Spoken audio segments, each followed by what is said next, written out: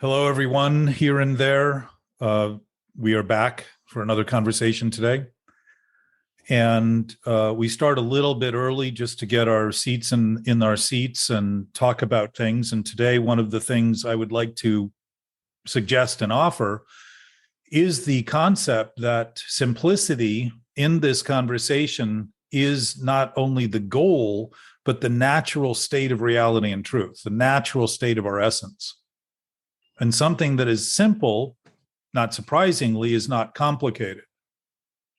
But if I think of what I think of in ways that aren't accurate, I will have those things appear complicated while in fact they remain simple, whatever it is that I'm talking or thinking about. So our job in this conversation, which we broached a little bit in advance of the recording, is to look at what we're doing with each other as we're doing it, rather than think of this as a forum to figure out how to bring a problem we had last week in so that we can further refine it into a new problem next week and wonder why we constantly seem to have this same problem. And part of the reckoning is to begin to realize that anything we consider has an opposite too. If we like something, it means we don't like something else.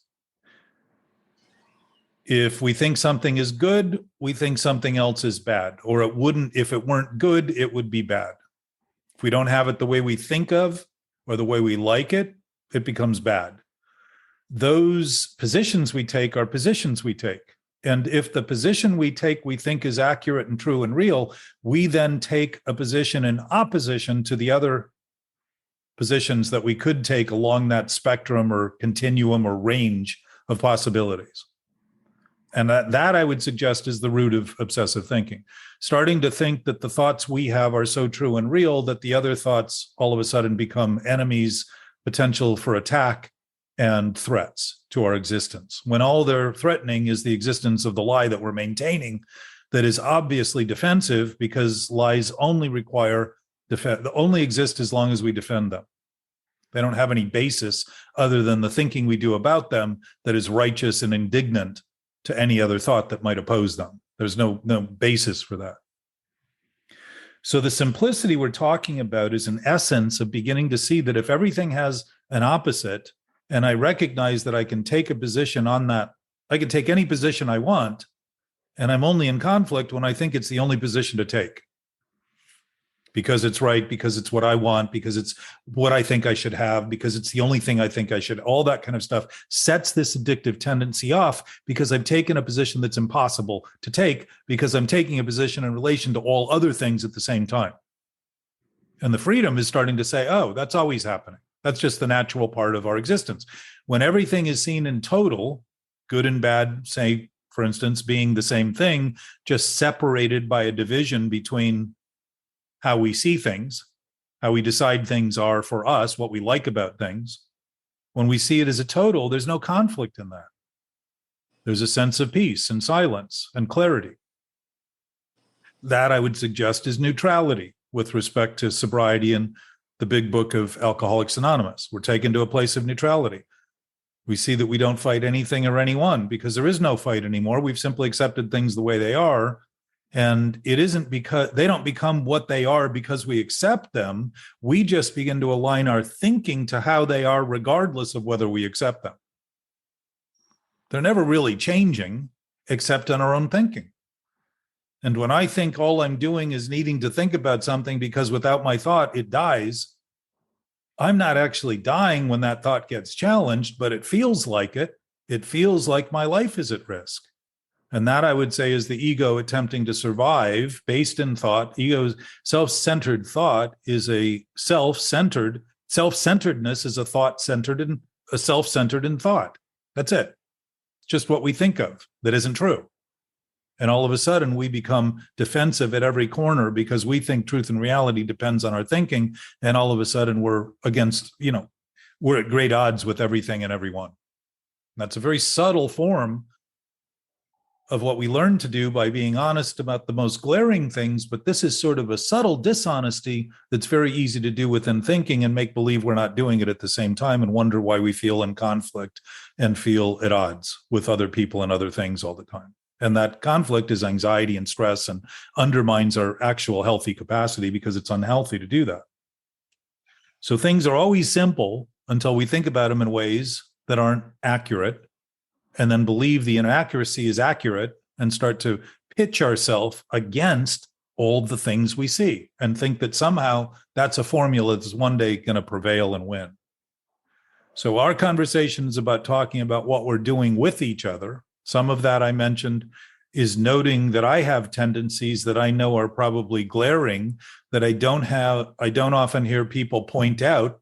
Les is shaking his head pretty strongly, which I would take as an agreement. That would be maybe unanimous, 2 thumbs up. So I have tendencies in what I do here that are glaring and obvious, but I don't hear people talk to me about those and say, wow, you really talk a lot, don't you? You really like to interrupt us. You really like to sort of have us stop in the middle of our train of thought. And yes, I do all those things.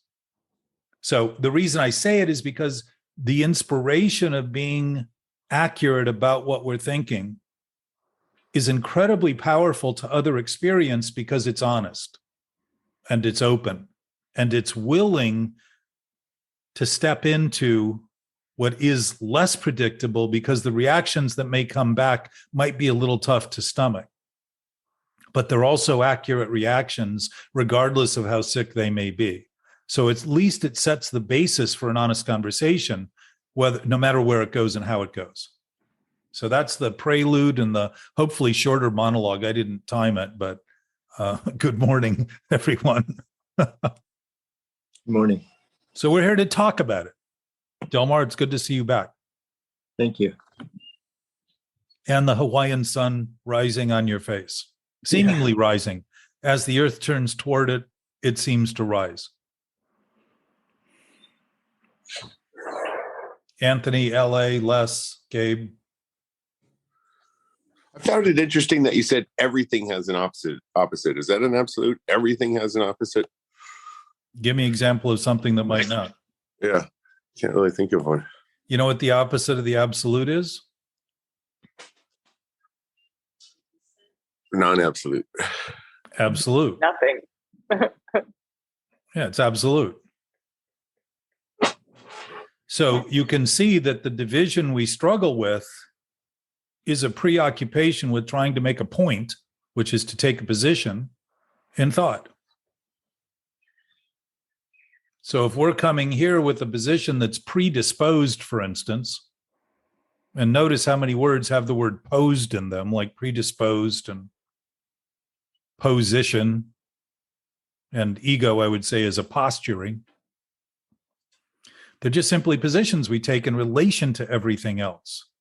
It doesn't turn everything else into an enemy until we start thinking what we're thinking is truth and reality. Does everything else in truth and reality appear to be opposing us? And I would say that anxious disorder is created from a disordered thought, putting thought ahead of reality and truth rather than seeing that thinking is subsequent to reality and truth. But Anthony, that's a great consideration and something to start noticing. If what I'm thinking has no opposite, then what I'm thinking would naturally be absolute. And if it's relative, it's got something else opposing it to actually be. And that other thing isn't actually opposing it, except when we think one is separate from the other. They're actually very much the same.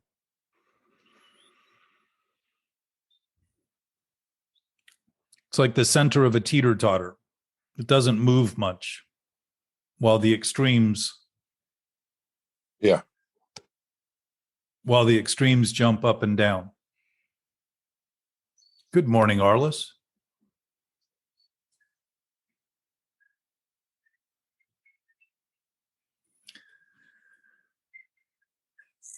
So we are, Arliss, we're talking a little bit about the simplicity of reality and truth in relation to the positions we take and then feel because we take one position and think it's right and true and real, that the world all of a sudden becomes an enemy or somehow opposes us when in fact it's just simply the position we've taken to think that there's no opposite to the position, that we create the opposition in appearance to give us justification for the position we've taken.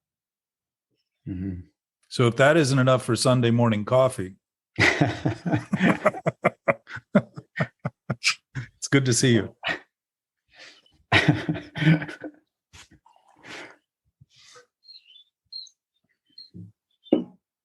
So the conversation we're having is a chance to be frank enough to say the things you might not want to say in other social situations, because we've crafted a very crafty way of avoiding people rather than actually connecting with them, or connecting with them in ways that are reactive and protective, and think that we're saving them from hurt feelings rather than realizing that if they're going to have their feelings hurt, their feelings must be hurting. And what we're doing is actually giving them a chance to notice it by speaking in ways that are a little more accurate and penetrating, in the sense that we're not just bouncing off the insulated core of or outer seeming core of this sort of cocoon that's been developed and created. Mm-hmm. So I say that along with, since Arliss is stepping in here, along with a list of the sort of frailties that I have in terms of my overspeaking and my pompous nature, in terms of being so confident in what I think and speaking in those terms. I don't often get a lot of feedback from people who feel somewhat offended or affronted by that. And I know that those thoughts occur. I suspect they do, and would be worth raising in a dynamic conversation, would be worth just mentioning, and see if there isn't some freedom as a result of it, rather than a sense of condemnation and fight and all the things that we tend to find in society.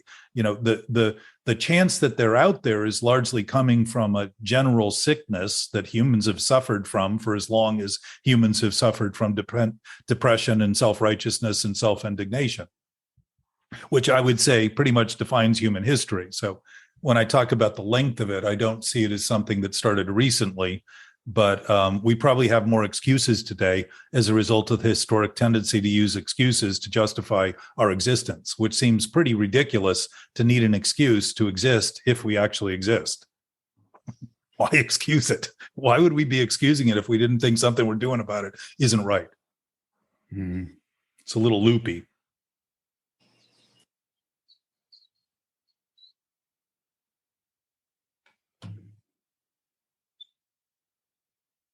Welcome, Sturgis. Good to see you. Thank you. Hello. Good morning. Or actually, good not to see you, but I like the picture.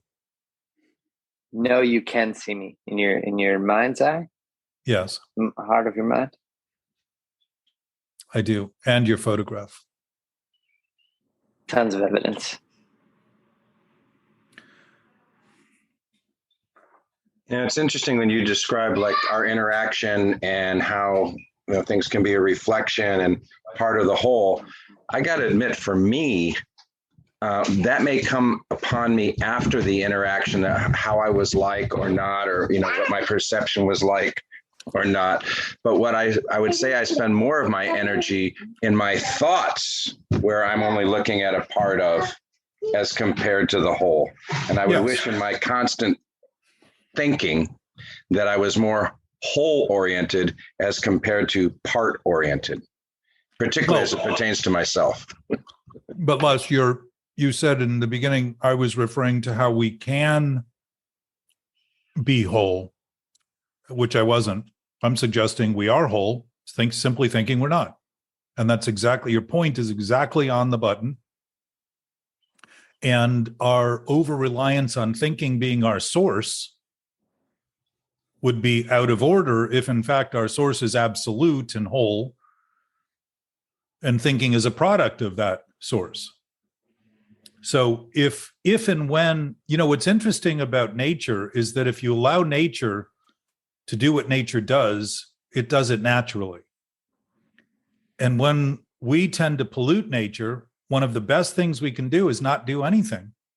Like in the Gulf, when the huge oil spill by BP was done, they used chemicals to make it look like they were doing something that caused more harm than the oil would have harmed if the ocean was just allowed to heal and take care. It creates blobs. The blobs show up on the beach. You can pick them up. They wiped out and decimated all kinds of stuff from using chemicals to make it look like they were doing something to fix the problem. We do that same thing in the same corrupt way that I think it's up to thinking to get me somewhere I always have. And what I need to do is demand my thinking get me there, when in fact, if I'm already there, my thinking's never going to get me there. But if I concede where I am is where I am, and where we are as a result must be where we are, all of us, everyone, all the time, and everything, it makes the thinking start to actually follow in the proper order. So nature can heal that thinking much quicker than the years and years and years and generations and millennia that we've been trying to fight for getting there and achieving it and arriving at that place. The sickness of the thinking is thinking that thinking is going to finally get credit for being where we've always been. And if you listen to Jim Carrey did a thing at an Ayurvedic college, a commencement speech, and it was really brilliant. He must have, he's had his own experience as an actor as a result of the work he did with Andy Kaufman. And I think it was the Man in the Moon. And he said he got so into the character when he was done with the movie, he didn't know who he was.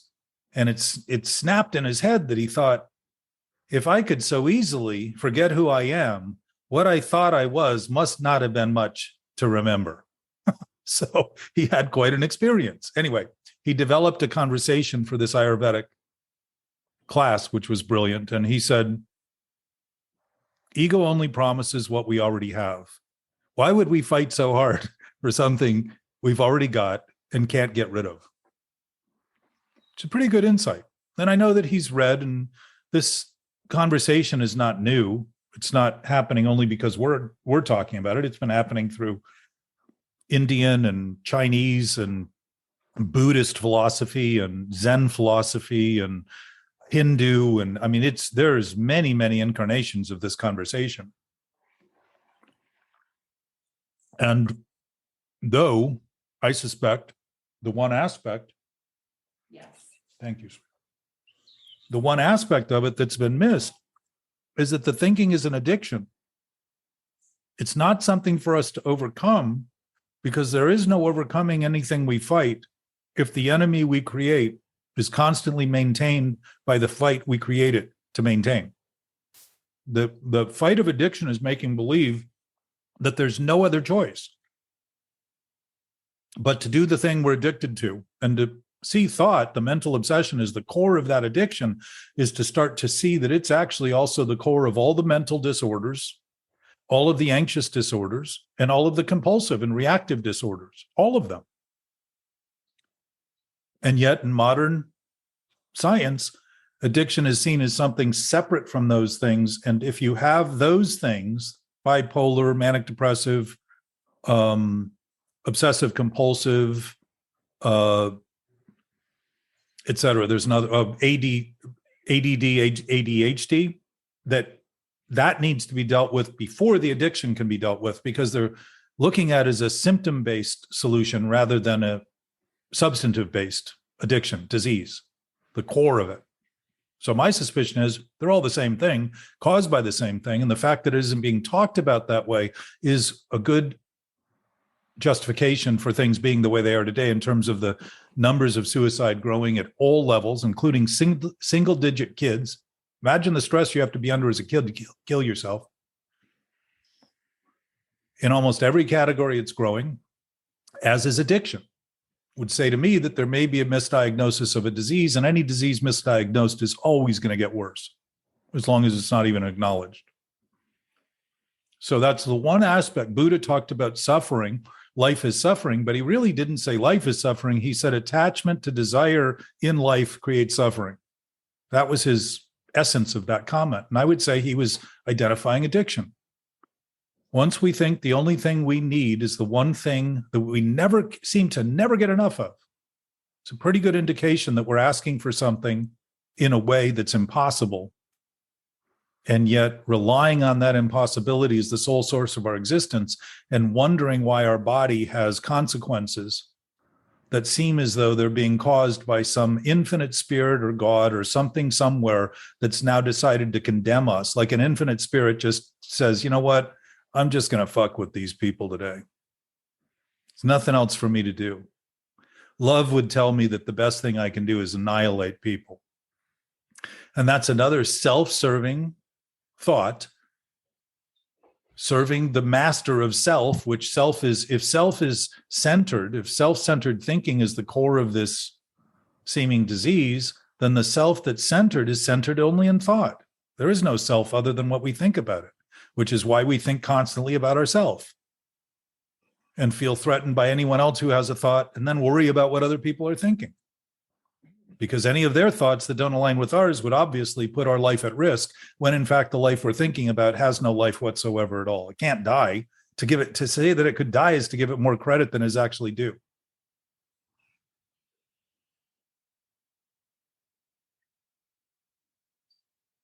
So it's not a new conversation. My sense is that the addiction, Bill Wilson unleashed an opportunity to begin to look at the mental aspect of this, and he struggled emotionally. He had depression. But he gave us a window to see it. And my sense is our legacy, his legacy is ours. He gave us that chance within sobriety to talk about this as something that's not just limited to alcohol, drugs, gambling, sex, food, but includes them all of the compulsions, all of them, all reactive, impulsive, and compulsive behaviors. And I would go further to say all anxious disorders also, which would lead to mental illness. And why wouldn't we be sick mentally if we were thinking the whole time that the basis of our existence was not the basis of our existence? That would naturally cause great turmoil, emotional turmoil, inner conflict, debate, which would tend to set thinking off on a pace like an engine that just gets floored and gets given nothing but gas.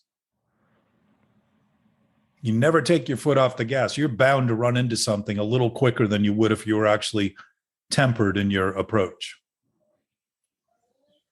It's insanity.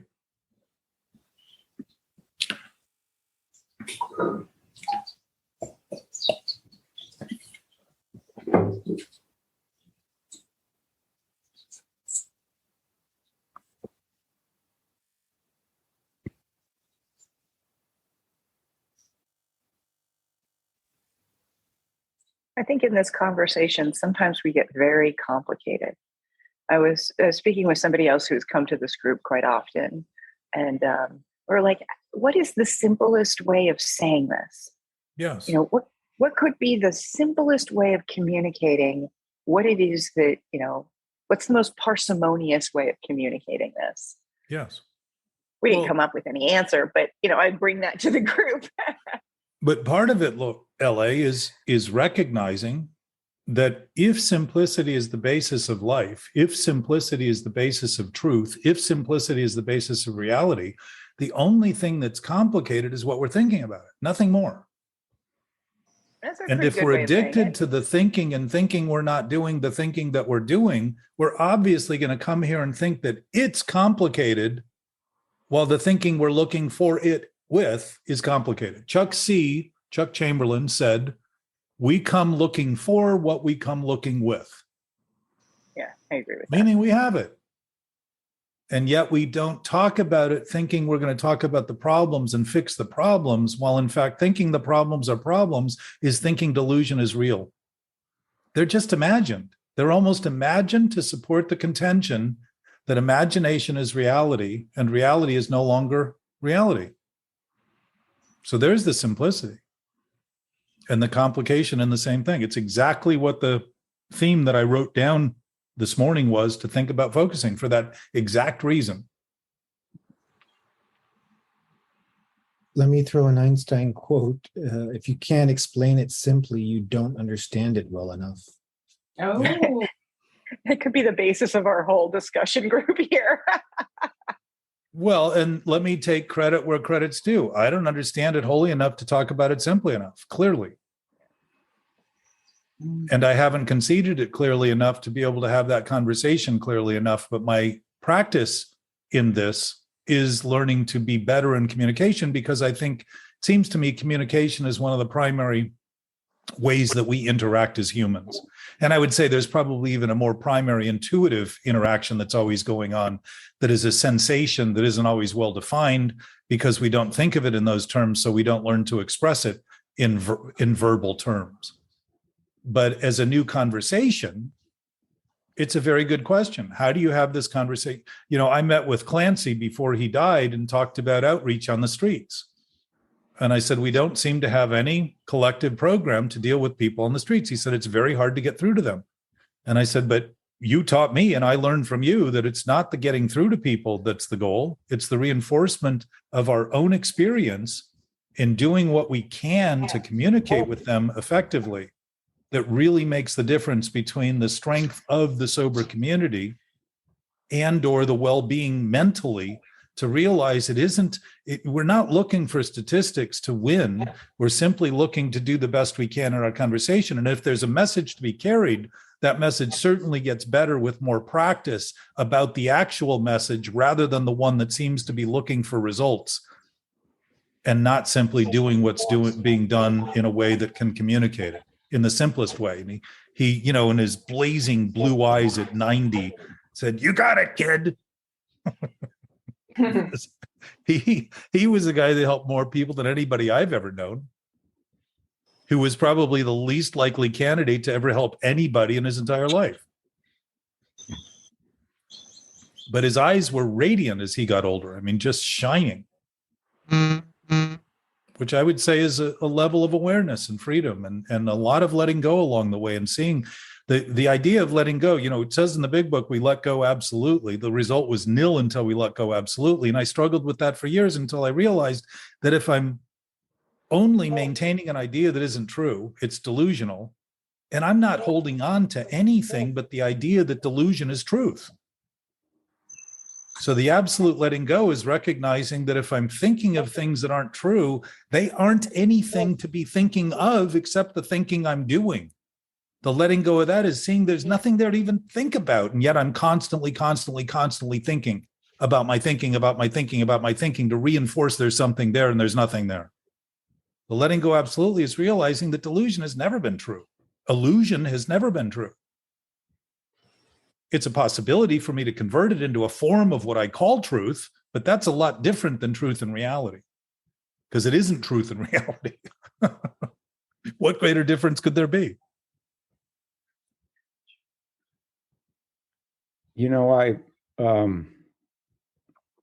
We talk about these things. I remember when I was first getting sober, for some reason, I think because I was living by myself and frantically trying to come up with activities to take my mind off my turmoil, which, as I look back on it, was bound to happen. You find out why you drank when you stop drinking.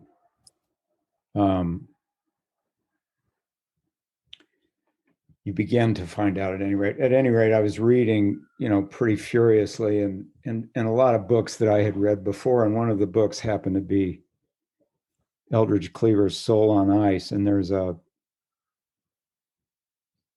paragraph in there where he's just finished talking about how Juan Carlos Jr. broke the cycle of military coups and things in Spain.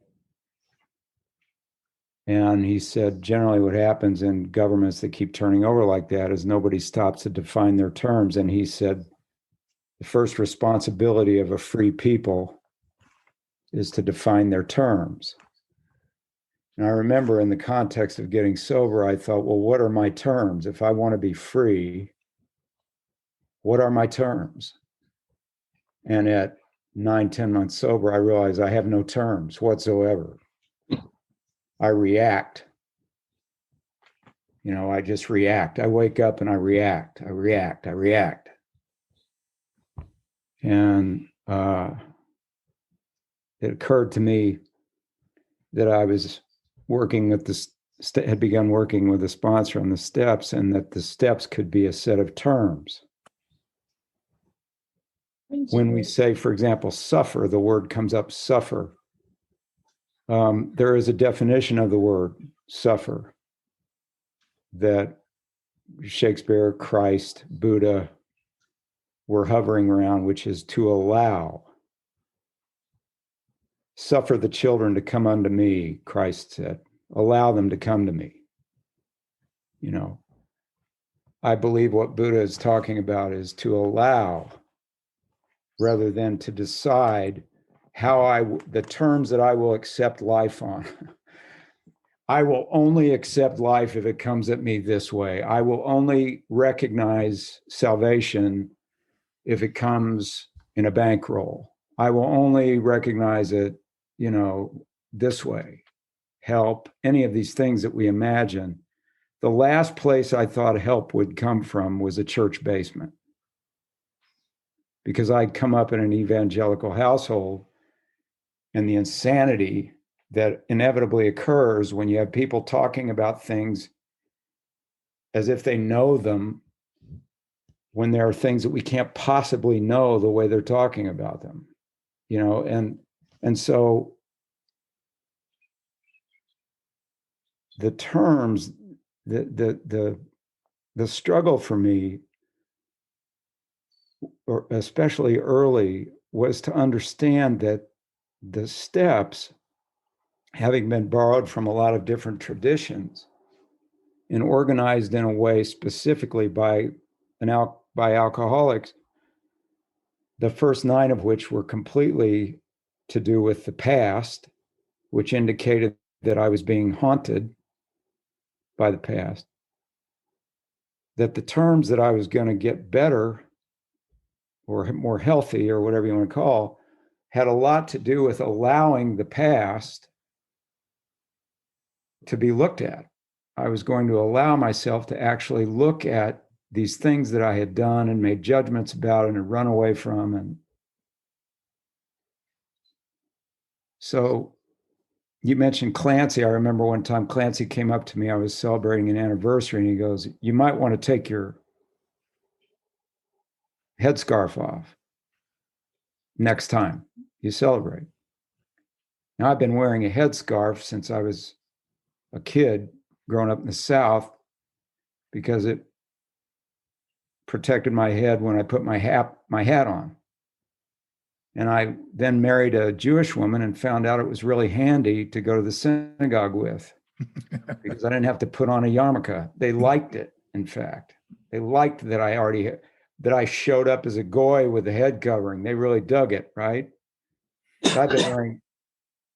So with me, Clancy was coming at my particular apparel in the context of celebrating an anniversary with his own set of what was right and wrong. Those were his terms. You take your hat off.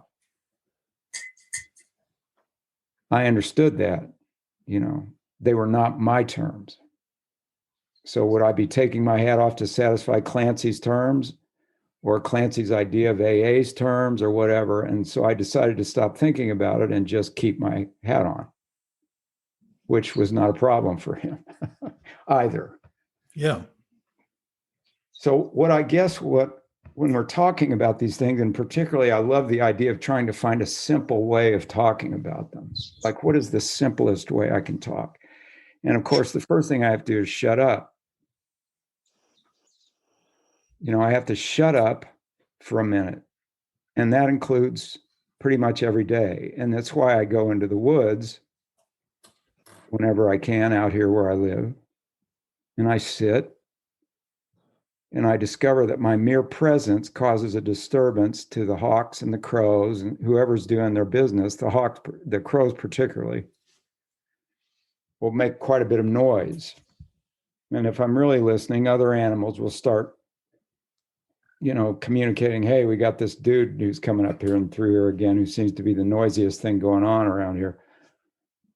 And once I sit down and be quiet, they kind of, either get used to me or go off doing what they do. And it gets very quiet in there. And then I discover that one of the reasons I don't want to be quiet is the minute that I start to be quiet, my mind starts going. And I have not yet come up with a way of doing anything with that phenomenon other than to allow it. Once I allow my mind to go, it gets tired, inevitably, of going.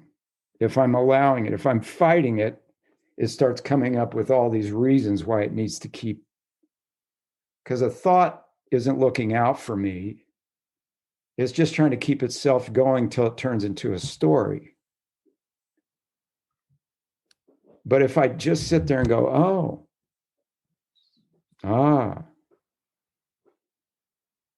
it goes somewhere else. I don't know how that works. I'm sure there's an explanation somewhere, that a neurologist or a brain scientist could give me. But I think this is the essence of meditation when we're talking about meditation. The Dzogchen tradition says if you're trying to do something when you meditate, you're not meditating. In fact, they meditate with their eyes open. In order to allow the material world, the non-material world, to all do whatever it does. And again, the word allow comes up.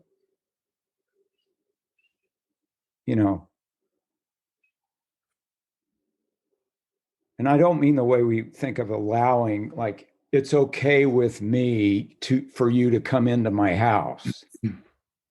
Or you can have the last piece of pie because I'm such a good guy. It's not like that. It's simply to be a witness to the thing happening, whatever it is, and to not follow it because it's not going anywhere. And what I've discovered in those moments that this happens to me is that what the natural world, or what life, I would say, life wants to do, it wants to move. It wants to grow. It wants to respond to stimulus. If you watch like I have a birch grove up in my woods that for some reason there's a birch grove there. There's not anywhere else on the acreage, but in this one place, there are these white birch that have decided to make a stand. And apparently the cherry trees don't like them because they grow away from them. And the birch just kind of sit there and grow. They don't grow outliers. They grow together. And it turns out birch and aspen have a very, very intricately connected root system. They're really one organism. And it's fascinating to see this in nature. They're not yelling at each other, although if they made the noise that a hydraulic system does, and the man-made hydraulic system, it would be deafening in there because they're pumping 200 and 300 gallons of water into the overstory every day. Fascinating creatures, trees, but it wants to move and grow and respond and not necessarily in an ununderstandable, aggressive way. It's just responding, growing, moving. And that's about what I know about simplicity with life. I'm looking at my granddaughter lately, and my God, she's not crying because she's thinking about crying. She's not shitting because she is thinking, I need to take a shit. She's not going to sleep because she thinks if she goes to sleep now, she won't be tired later on when a television program comes on. You look at her body and life just happens to her. It's just happening. She's life. She just falls asleep when she's tired. She takes a shit when she has to. And she's so compelling. She's the most compelling thing in the room. Everybody comes in the room. They shut up. They go, look. They're just, she's just lying on her back, with life playing all on her and through her. And she is that thing. And everybody just drops what the fuck they're doing. And they think it's because she's cute, and it's not. It's because she's the most compelling presence in the place. And so if we want to talk about simplicity, particularly as it relates to dysfunction, disease, disorder, addiction, all these things. Seems to me that what all the steps are doing, or what this conversation is doing, is saying, hang on a second, what are we talking about? What are we talking about? And like Jack says, oftentimes I will just erupt in a bunch of verbiage without even knowing what I'm talking about. It's just something I like to do sometimes, you know. And then I stop and go, wait a minute, what am I talking about? And that's what happened to me when I came into AA. It's what happened to me when I first came across Cleaver's writing, when he said, define your terms. I must have read this when I first read it, but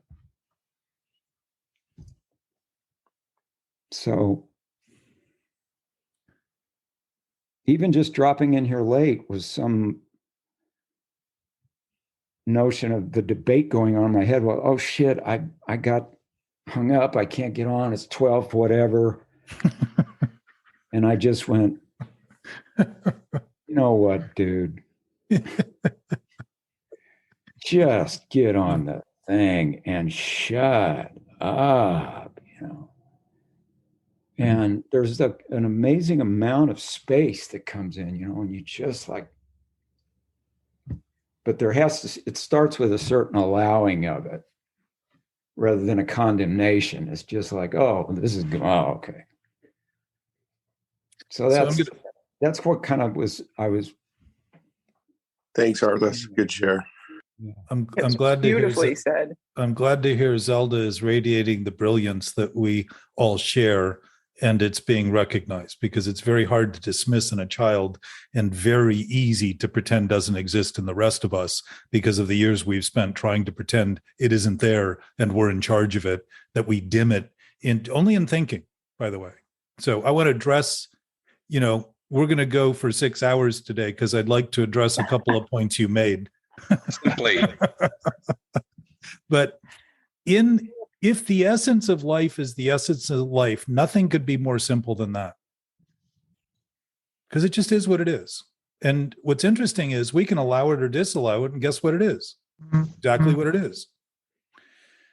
And the ultimate essence of this conversation, going back to some of the original introductions that I wrote, really tried to push this point, but it didn't happen. So I felt a little bit at odds with how to make it happen. And then I started realizing, well, it's already happening. We're just not thinking it's happening. And to the degree that I'm thinking it's not happening for others, I'm thinking about it in ways that isn't true. So anything I act on that basis is going to reinforce the divisive nature of our thinking rather than the more inclusive nature of that thinking. So my sense, Arliss, and my experience is that when I'm sitting like in meditation, and I start noticing the thoughts, they're not starting at the point I start noticing them. I'm just using the silence to begin to recognize what I normally dismiss and deny is going on. I pretend it's not happening because there's enough other chaos that I've created to give me the sense of it being marginalized in some way. And what I really did through all of life was desensitize myself to what I was actually doing so I could say, that doesn't happen for me. I don't do that. When in fact, people are giving me great opportunity to say, oh, thank you for the perspective.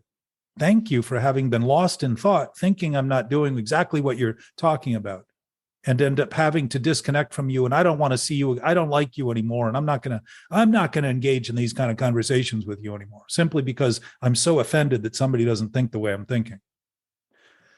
If we have an essence that's absolute, and the big book defines absolute, infinite, unlimited, omnipotent, and all-powerful, it doesn't leave any room for thinking to be real or true at all. None. It simply allows us to either begin to consider that as the basis of our existence, and nothing could be simpler than everything already being everything that it is. And by the way, it was that way before I started thinking, so clearly my thinking is not the source of it. Which is a decent admission to make in terms of thinking, is to start saying, well, wow, everything was real and true before I started thinking, and everyone else started thinking, and reality and truth doesn't seem to disappear when people die and stop thinking. So maybe there's more to this than I'm actually thinking. And maybe the only thing I ever use in complication is the thoughts I have. So what I witnessed in meditation, which helped me realize that I spoke to a guy whose father is a meditation guru, and I explained this to him, and he goes, that's what my dad says. Because when it hit me, I thought, we're always in a state of meditation. I'm just so appalled that I make so little out of so much that I'm constantly trying to justify my control over it. My terms are, I think I can control it, while I'm constantly recognizing that I've never been in control of it at all. It's a pretty demeaning place to be when I'm using my thinking as though it's like I'm adding half water to the gas and wondering why the engine just sucks in my car. And everywhere I go, I'm just complaining about the way my car runs. But happy that you're paying less for gas. But I'm getting performance that's probably even less than half. So it's even more. I pay a higher cost. So my sense is we're always in a perfect state of meditation, but we don't think we are. And this over-reliance on thinking has given us the impression that I need to allow reality and truth to happen, when in fact, what I'm really beginning to do is simply introduce to my thinking that it's always been happening. And it isn't growing or contracting because it's a static. It's a something that doesn't have more or less in it. So it can't be growing. It's probably not even in space and time. It's probably something beyond the edges of what we think of in terms of dimension and all that stuff. We're blaming the car, adding water to the gas and blaming the car for not running. So to the continuing point, my sense is, and you described it perfectly, as soon as I start looking at the thinking, I start noticing how sick and tired I am. And the thinking isn't getting tired. It's fucking exhausted right now by years and years and years of overuse and never having any kind of value. It's constantly got to be fed by this constant denial and this constant reinforcement to even exist in my own imagination. My body is tired from it. Humanity is tired. We're breaking down at brand new levels and not talking about it very well. And my suspicion is that the conversation gives a little bit of room to start saying, if everything is as it is, and everything that is, then it doesn't matter what I think, except to my own thinking experience in my body, what the impact is on my body. And what is the impact?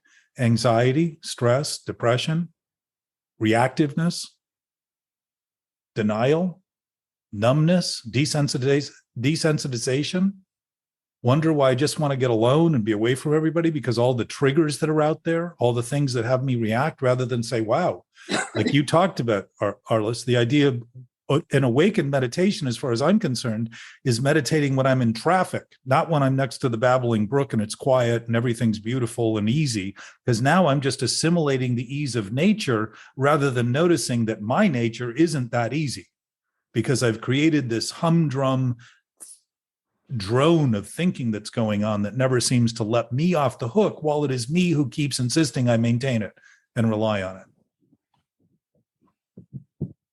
So my sense is my thoughts are all my prayers and they are all answered.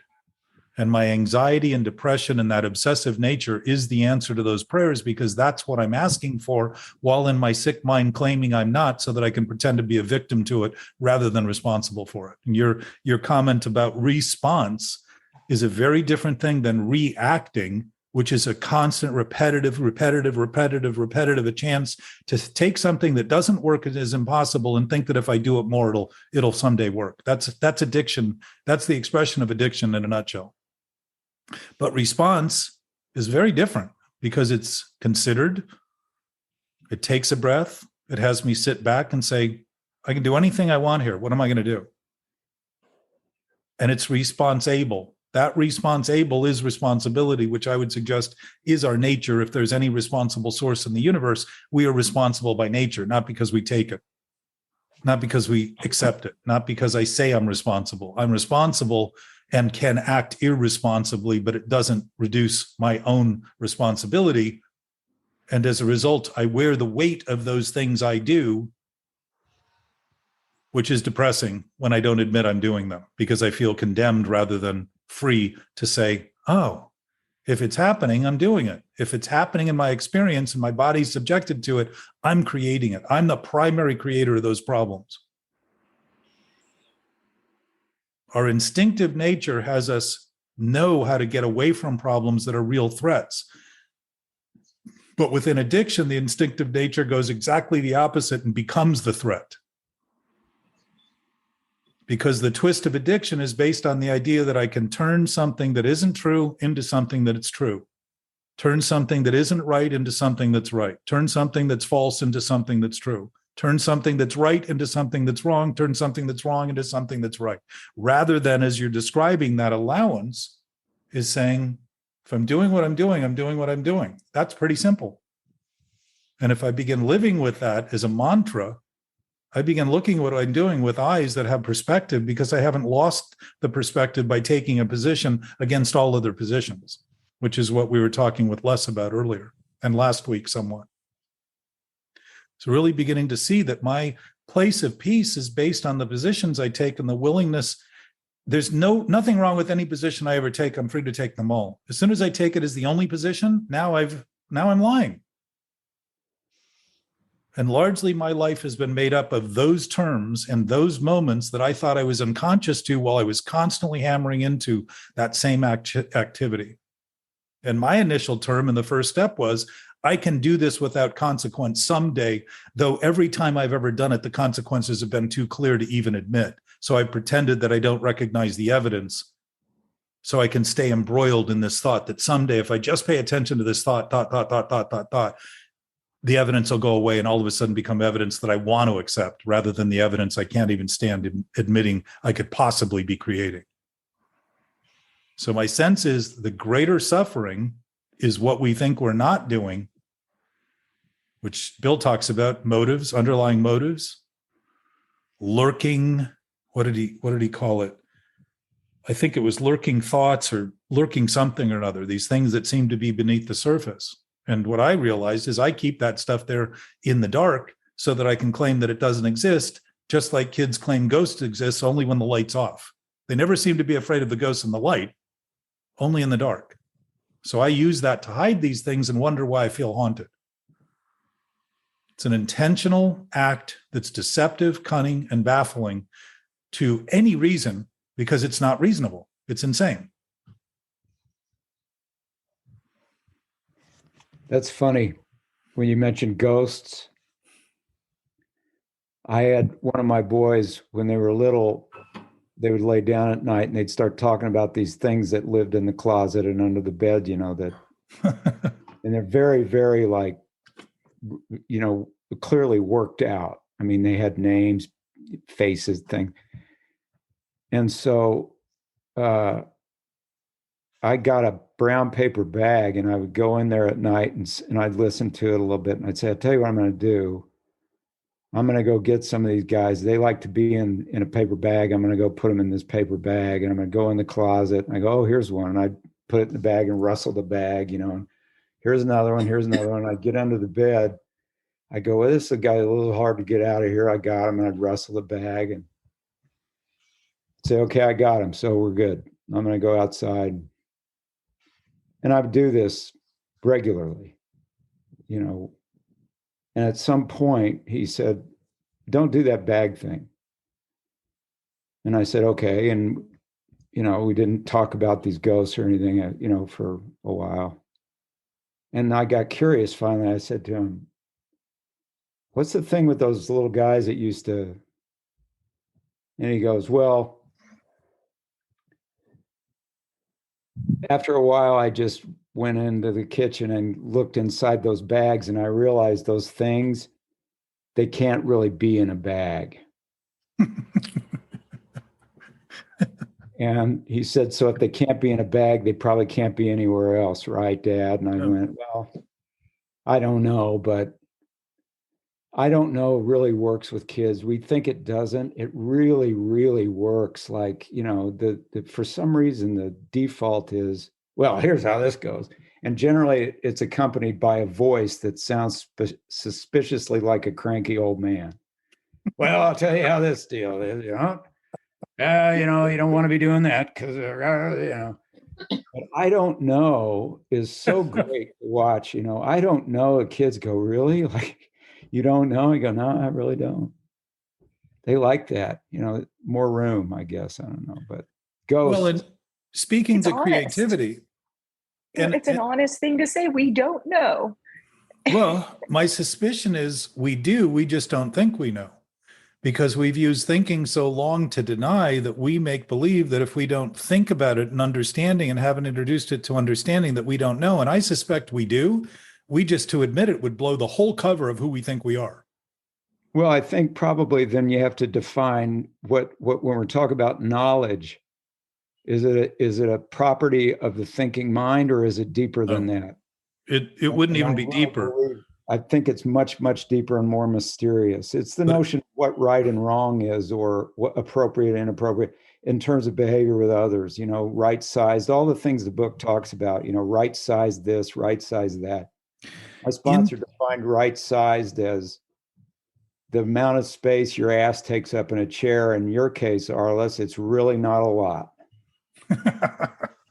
Right, And, right size was defined. Tony Greenberg, who was my first sponsor and is no longer with us, so I use his name in full to give him all the credit due, said that humility was letting things be as they are, which is right sized. They're not bigger or smaller. And then if an infinite source can't be bigger or smaller, then that's the source of humility. And the source of intuition, by the way, which is defined as knowledge beyond reason, which means that knowledge isn't based in reason at all. Knowledge is knowledge, and probably knowledge doesn't think at all. It just knows. Why would it think about something it already knows? We're always looking for knowledge and thought rather than conceding a knowledge that's absolute, that isn't in thought. And I would say we even use terms like deep to describe the distance we think we're keeping from it, when in fact it must be accessible, available, and ever presently wherever we are. So the mythology of history that's been passed down by all the adults that have become cranky has been to maintain that mythology to justify the insanity of how we've ended up being, when in fact it hasn't affected our being at all. It's just affected the history of our legacy once we leave, because we're basically, it's like the idea that every generation says, well, the kids are our future. And so what do? Leave them more debt and more poison and more toxins to deal with. What kind of future are we offering? Aren't we also abandoning our own responsibility to claim that it's theirs and just do the same thing denial does, is say, well, you know what? I don't have anything to do with this. Let the next group handle it. There's been a lot of generations that stuff has accumulated. My sense is with 8 billion people on the planet, it becomes a lot more apparent than when there was 2 billion. There was a lot more room for denial at 2 billion than 8, because it isn't as obvious a reflection. And we're starting to see it reflect in ways that I'm seeing this as an incredible windfall of opportunity, because I'm hearing people say, I can't make any sense out of it. And I said, well, look, it hasn't been making sense for thousands of years, but if we're finally admitting it, we may be open to looking at it in ways that we've never looked at it and start to get honest about what we're actually doing rather than what we've been thinking we're doing. So I'm glad Zelda's enlightening the world already. She's doing something, I'll tell you. Well, it's pretty, we go a long way, like you described Clancy, having his own ideas, to think that we're passing on good ideas for kids because they were things we developed at some point that we thought we became numb to the problem, rather than see that the problems are still visible. They're still there. There's still a potential. And really allow people to recognize that we are absolutely capable of things that we can't even imagine being capable, because of if we can be so diminished in our capacity to reduce our experience to think the best thing we can do is kill ourselves, clearly there's greater potential that we have not quite unleashed in a way that would be seemingly remarkable and miraculous. But the real miracle is that we make believe that disease and this fraught mental state is normal. That's the real miracle, that we can actually believe that that's true, and that healing would be impossible and completely miraculous, when in fact it's you talked about the trees. They don't ever drink any more water than they need. They don't take anything from anything. They do exactly what they're designed to do without any thinking at all. They know exactly what to do as they are what they are. We don't seem to share that same sort of confidence or consideration. We act as though we don't have everything and always need more, when in fact, by thinking that way, we create a level of scarcity that puts everyone at risk, and wonder why we feel like the world is a difficult place to live. Life isn't hard, and life's never been complicated or impossible. What we think of it seems to be the source of those complications and difficulties, and how we express that thinking as a result. And to your point on stories, Arliss, is that stories are literally used. You know, when I grew up, they used to say the moral of the story was, or is, and there were morals in stories. You don't hear that anymore. Now they're all used as a justification for saying that I wouldn't be where I am, which, by the way, we're always where we are, with what I have, which, by the way, we always have what we have wherever we are, if it weren't for this, that, or them. Complete lie. Here's the story. And people say, well, you're not listening to me. And I say, you're not saying anything.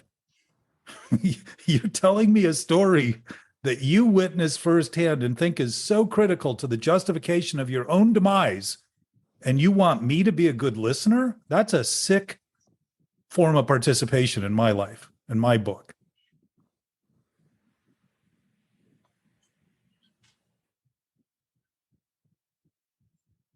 So my sense is that radiance is what we all share, that knowingness is what we all share. Kids express it better because they haven't had years to develop the opposition to it. And we welcome it in that way. We say it's cute rather than say, not only is this cute, it's extraordinary compared to the lives we end up leading and the conveniences we end up using to create the insulation that desensitizes us and have us think that numbness is a goal, that being disconnected is a better life because I don't have the impact of everyone else's, and think as a result that nothing else going on in the world has anything to do with me, and I become the creator of the problem as well as everyone else who thinks in that same way. That's diseased. If we're united, then we might look at what's happening as something we're all party to and part of. Why? Because we are. Not because we think we are, and not because we complicate it in all these abstract ways. If you build a maze and pretend you can't get out of it, that's pretty sick. That's, you made it, right? You must know how to get out, right? So the idea that we can't is just a level of insanity trying to deny we have anything to do with it. It's not me. Trust me, it's not me. I'm looking for my part. Couldn't be all of it going on that's my part. I'm looking for my part, and I just can't ever seem to find it enough to put my brain to rest. We're all part of it. 100%. Responsibility says I'm responsible, period. Even AA's responsible quote says, whenever anyone reaches out for AA, I am responsible. Anyone. And what does that mean? It doesn't just mean hands outreached. It means people in trouble, people crying for help that aren't always saying, I need help, but they're crying desperately, and their condition warrants the kind of attention that we were designed to give people or are uniquely qualified to offer. And yet we have no grand program for people living on the streets the way they are, in the conditions that they are, to even talk about it openly. And I would say that's why it's growing. Things don't get better when they're misdiagnosed and treated constantly as symptoms, and you're going to fix it by $1 million condos are going to fix it. Those buildings are going to be burned down. If the people are living on the street the way they're living on the street and you put them into housing, they're going to be burned down. And it's happened already. And yet the same thinking keeps going into it. The mental problem is not on the streets. It's in the heads of the people that have homes, creating the policies that are giving people a greater sense of justification to go wrong and to get worse. That's enabling. Core issue in addiction.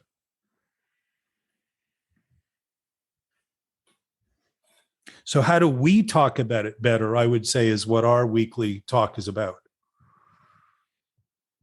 And that's a good question. It's not something that I think any of us have done well enough to be able to answer it, other than engaging on levels that are as accurate as and authentic and honest about the thoughts we're having, right or wrong. Doesn't matter whether they're right or wrong. Honesty is not about just waiting till we're doing something right and then talking about it, or doing something so egregious that we finally admit it. It's talking about what we're doing while we're doing it. And I would say if a sailor is constantly never quite on course, but navigating back and forth according to circumstances as they are, we're always navigating in that same way to some degree between right and wrong, and decisions we can make that are seemingly conclusive, but also challenged by the potential of remaking them at every moment. If I can remake and recreate and repeat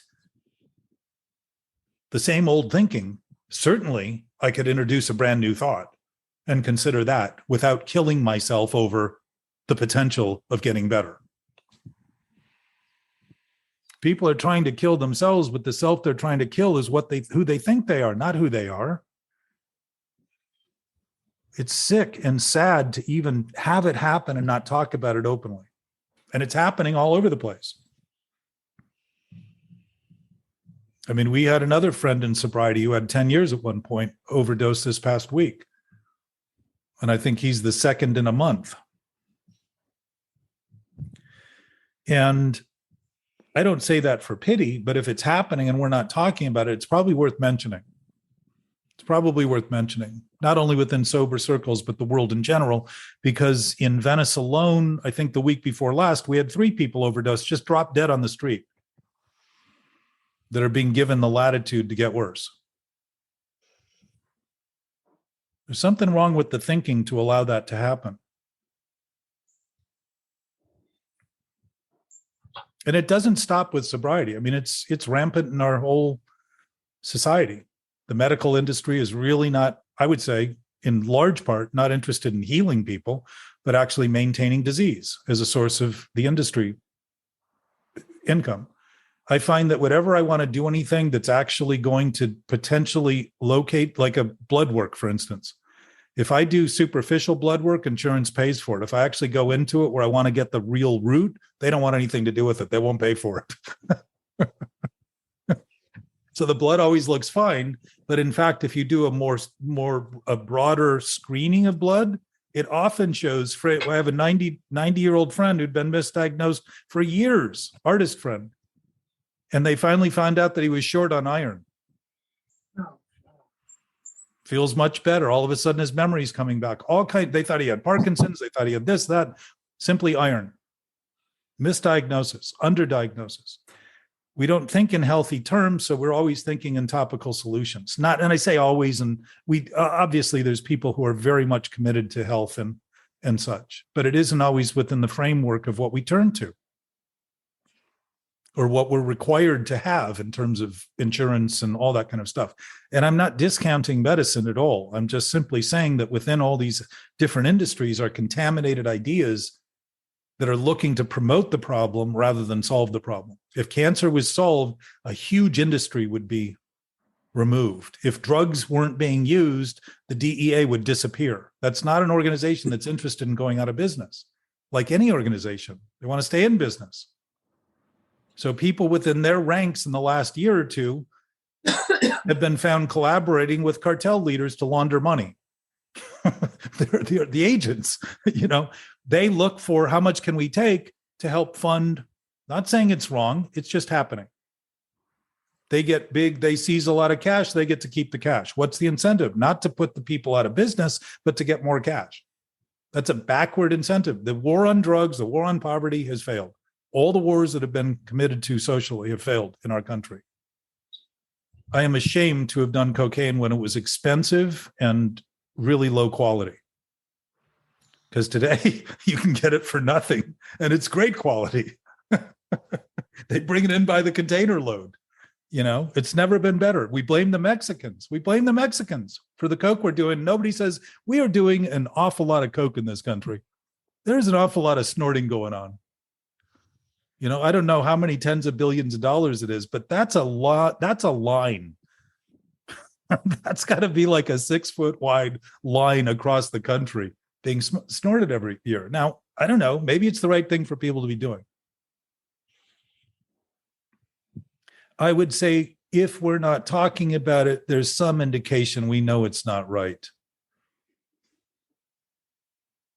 That there's some willingness to hide it and make believe it isn't what it is. That there's some awareness of that. That those things aren't accidents.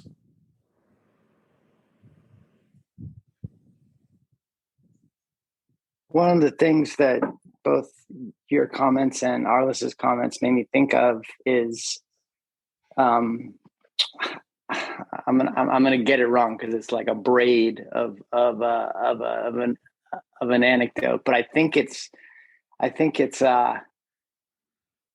Kurt Vonnegut talking about Hamlet, and what he says was the truth is that we know so little about life, we don't really know what the good news is and what the bad news is.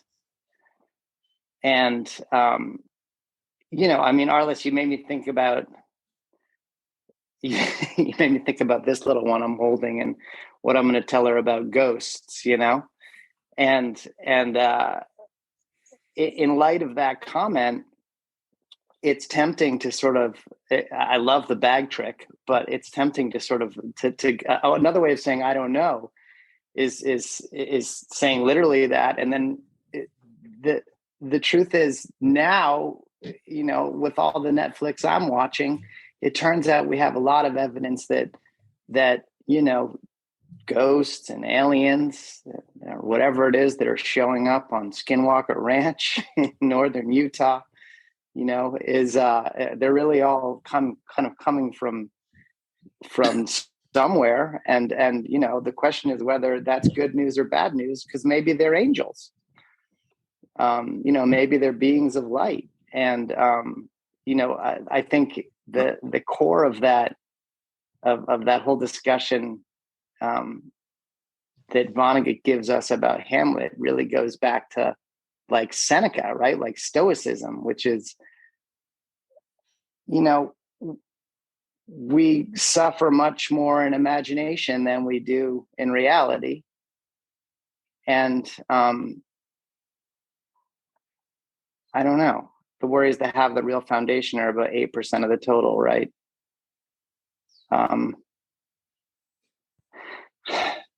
But it's an interesting question, right? I mean, I think Alan Watts would say something about that, right? Like that anecdote he gives about the Chinese parable about really trying, like the trick to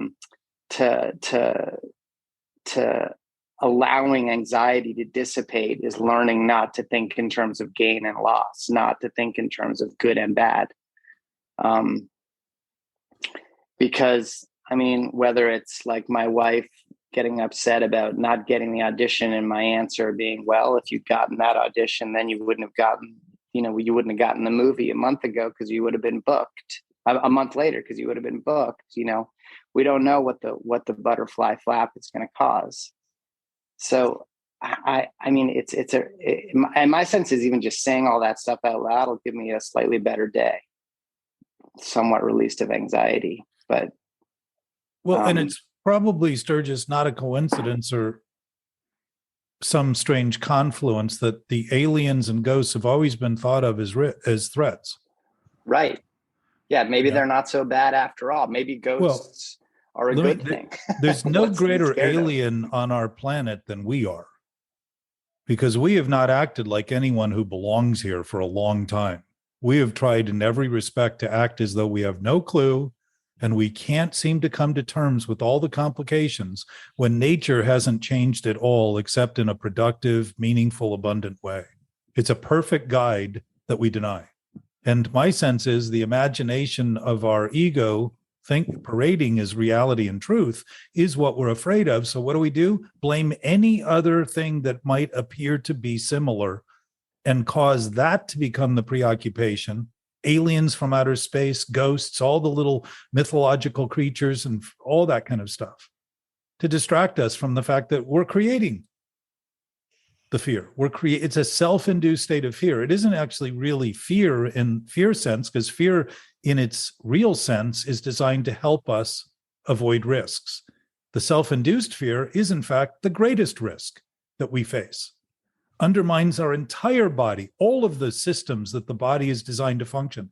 If trees did that to one another, they would have to be thinking about what they're doing rather than knowing what they're doing. And I would suggest we all know in a way that isn't a thoughtful way, but thoughtlessness is the expression of when we think we don't know what happens when thought is left to thought, to think about thought and think about what can be filling thought, when in fact the thoughtlessness is an empty thought and non-substantive, just like a lie has no basis. When something only appears to be what it's not, meaning something that's not true parades as only being true, which is what a lie is, it means that it has no basis. It's trying only to base itself on the basis of not being what it is. What would it be if that were the case? But nothing. Parading is something. There is no death to lies. There is no death to that fear. It's just a reckoning with the fact that we're inducing it, creating it, making believe as a result that it's real and true, rather than simply saying, when I think scary thoughts, I feel afraid. Why wouldn't I? I'm doing what it takes to create the experience, rather than say, I'm thinking scary thoughts, but it's not me. That denial creates a sense of numbness. Numbness is evidence of pain. It is not the absence of pain.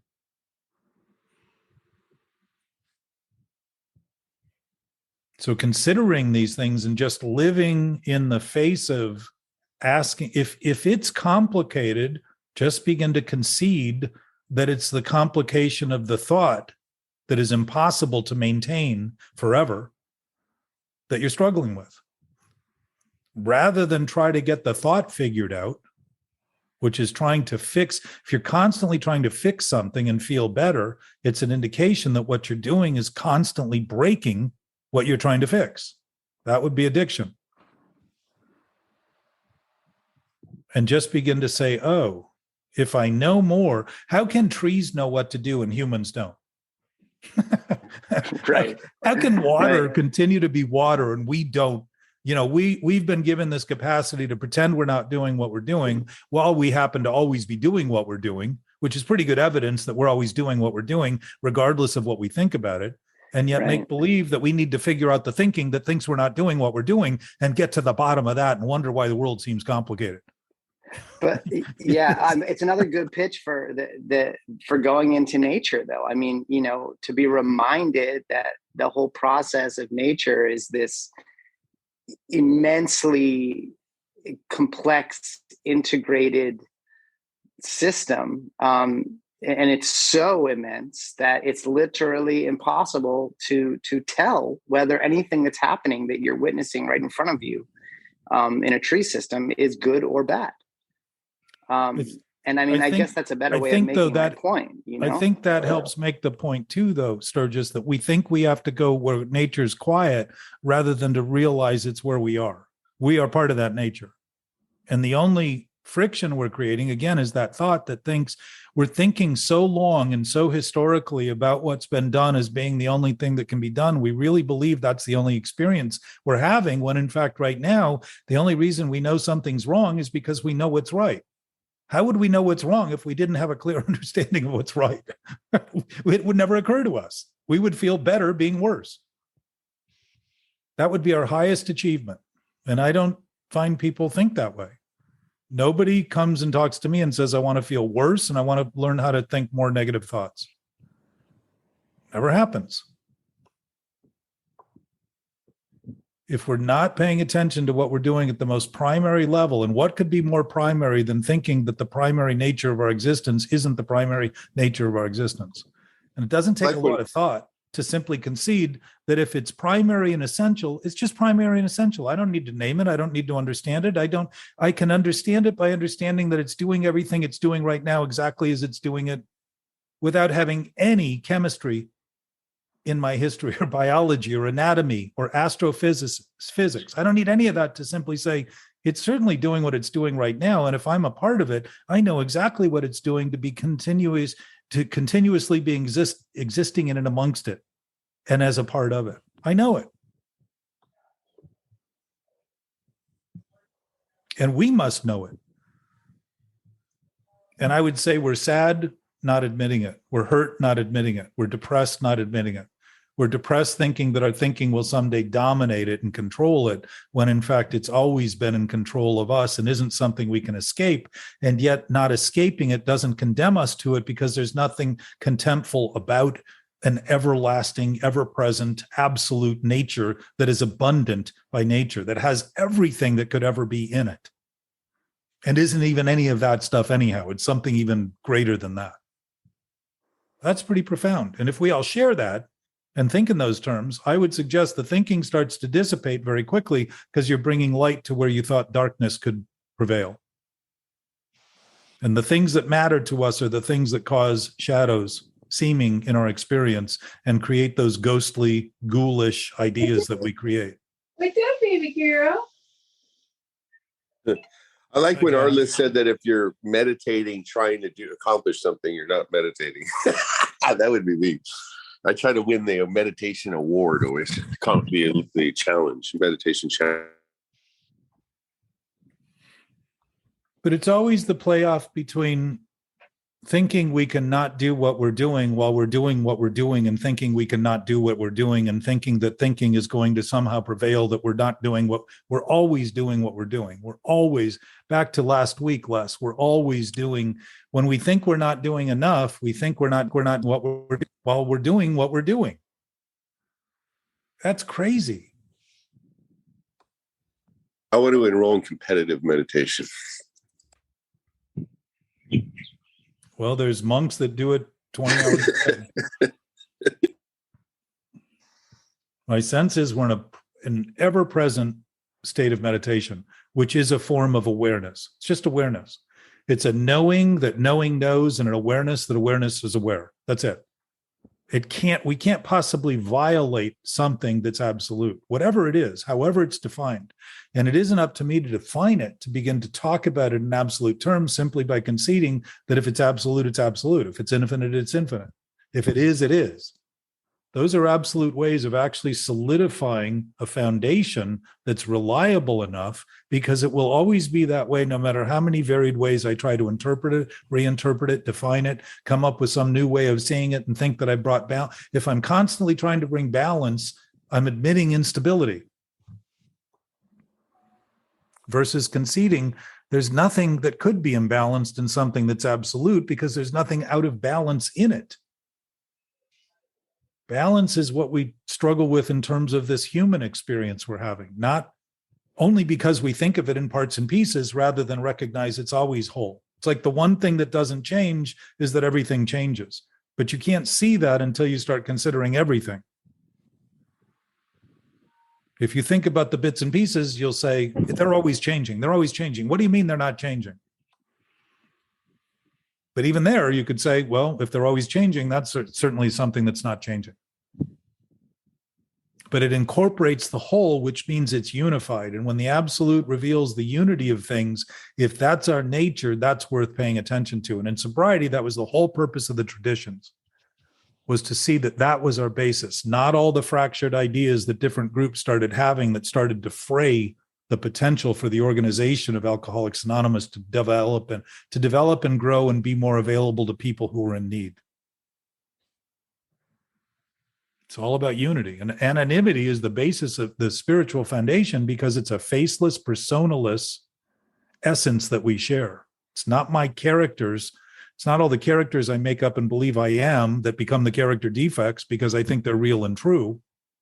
It's actually the essence of an essence that we all share that isn't divisible, can't be inequitable, can't discriminate, doesn't need to, doesn't think, doesn't have a self to think of. So that essence probably isn't even a self, it's just an essence.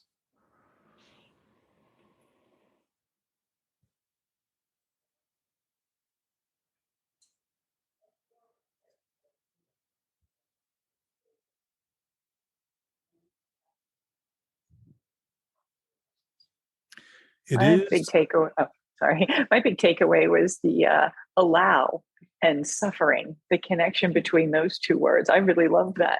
Yeah. I'm going to be, I'm going to be really adding that in to my kind of language. I really appreciate that. Well, then those are conveniences of thought to begin to realize that if we don't think of things as they're not, it starts to bring some peace to our thinking.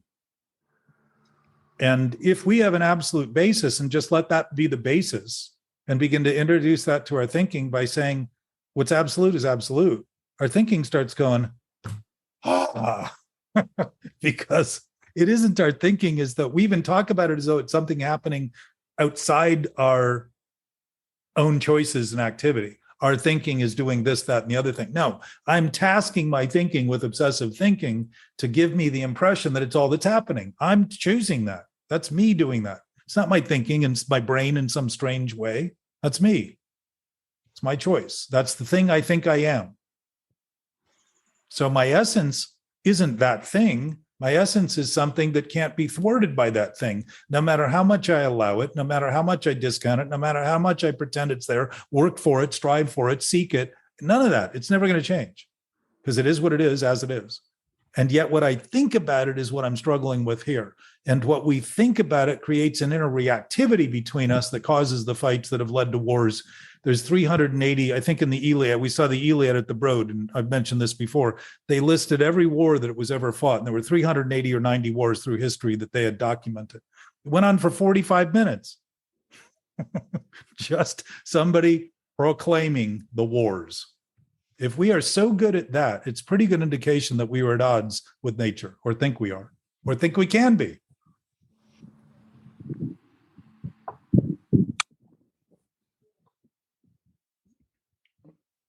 Well, it's kind of interesting. I've been reading a couple of books lately. One is No God But God, and it's sort of a history of Islam. And of course, I was raised in not only Christianity, but Christian thought. So by the time I was 8, we were talking about Kierkegaard and Fear and Trembling. And I mean, we talked about that shit like some people talk about baseball. And so I had a whole lot of experience of these texts as a young boy, and then coming back to them is really, really interesting, some of the newer texts. But the basic history of what we would call religious thought or religious dogma is really interesting sociologically, because you have nomadic. It was always assumed that what the beginning of civilization was when we stopped moving around. Once we could domesticate livestock and grow food, we settled around a water source, and then began the notion of ownership and the property in this. And up to that point, human beings had been nomadic. They followed the food. What they discovered at the Göbekli Tepe, which they thought was the beginning of civilization, of course, and it's always, I think I've talked about this, it's always some shepherd chasing a wayward lamb who finds a little crack in the ground. He goes in down there and they find a whole other civilization, whether it's in China or in Turkey or wherever. And this is certainly what happened here, is that the Göbekli Tepe was this sort of groups of plinths like Stonehenge that had human faces on them. And there was no evidence of any granaries or anything to indicate that there had been a civilization based on agriculture, that it was a place where nomadic people had come to worship. And then, of course, what they find out later underneath that, which they thought was the beginning of civilization, as opposed to the beginning of the civilization they had thought 30 years before or 50 years before, they found these other plinths that were less, I guess you would call sophisticated, with the faces of animals on them, not people. So what they've divined from this discovery is that, to the degree that the human experiment has always been looking to worship something, it originally worshiped animals because the animals gave them their lives. And so they would, upon the killing of the animal, there were rituals to thank it, to exalt it, to use the blood, to use every part of it, all these kinds of things. apparently once they domesticated the animal, they thought, well, if we can domesticate the animal, if we can domesticate and grow grain from seeds, we must be God. And since we really can't be God because we're still afraid and we keep looking around, it must look like us. And so then became the plinths with the human faces on it. And this notion that it was always elsewhere, it must be elsewhere. And it's taken only very, very, very recently in the experiment to just have the little glimmer of a thought that maybe it's in here. Maybe this thing we're looking out for. And all I mean to suggest by any of this brief Cliff Notes history of the shit I've been reading is that it's all an idea, that occurs and that for one degree or another becomes contagious. And then they sit around, talk about it, and then they develop a theory, and then it becomes an ideology, and then it becomes something to defend. Because if you have decided that you believe this, there must be people out there who don't. And if they won't come across and believe the way we do, then they must be someone to either fear or convert. And there's not a whole lot of gray area in there. I'm not of the position that religion is any more guilty of dysfunction or war than any other ideology or thought or anything like that. I think there's something about human beings is just, we've been talking about it all, since I got on here anyway, this sort of restlessness, and we talk about it in the book, the irritability, the discontent. There seems to be something that needs to be accepted about being a human, which is this kind of, it gives us, we've done great things behind it, The Brooklyn Bridge was created out of an irritation. I've got this technology of wrapped steel cable and we need a bridge there. By God, I'm going to make one. And Roebling ended up having to watch it from Queens because he was exiled because he was such a prick. While they built the thing, they hated his guts. It's now one of the most beautiful bridges, in the world. Still working. Yeah. And it's lovely to look at, whether you're looking at it from the water, the air, or going across it or whatever. It's a beautiful bridge. Anyway, there's something about creativity that has a certain irritation about it. Like, I need to make something. And then it tends to, it would appear historically, if it isn't making something, it needs to tear some shit up. And the only thing for it gets back to this notion of observing it and just sort of watching it. What is that? Like, what is this tendency I have that sometimes feels so integrated and spectacular, as in watching Zelda? Why is she so compelling? She can't make anything. She's not useful to me. I can't really make money on her. I mean, why is it that I can sit there and just be so compelling? Okay, yes, she's presence. And we all know that the only thing eternal is the present moment because it's always happening, right? So there's presence there. There's this thing that we, as humans, who we've made these extraordinary things out of this restlessness. And we've also done this, incredible damage. Even the saying that we need to save the planet is egocentric. Totally. Now, we're not going to save shit. We need to save ourselves. The planet will take care of itself. We need to save ourselves as a collective, and that starts individually. Like, before I can go out there and save anybody, I've got to save myself, and that's a daily proposition. Like, what we're talking about is essentially understanding that in the present moment, when we're living there, there is nothing to do. You know, Which means everything possible is possible. absolutely. Everything. So to that point, though, Arliss, that means it's always possible not to do what we've always redone in Yes. thought.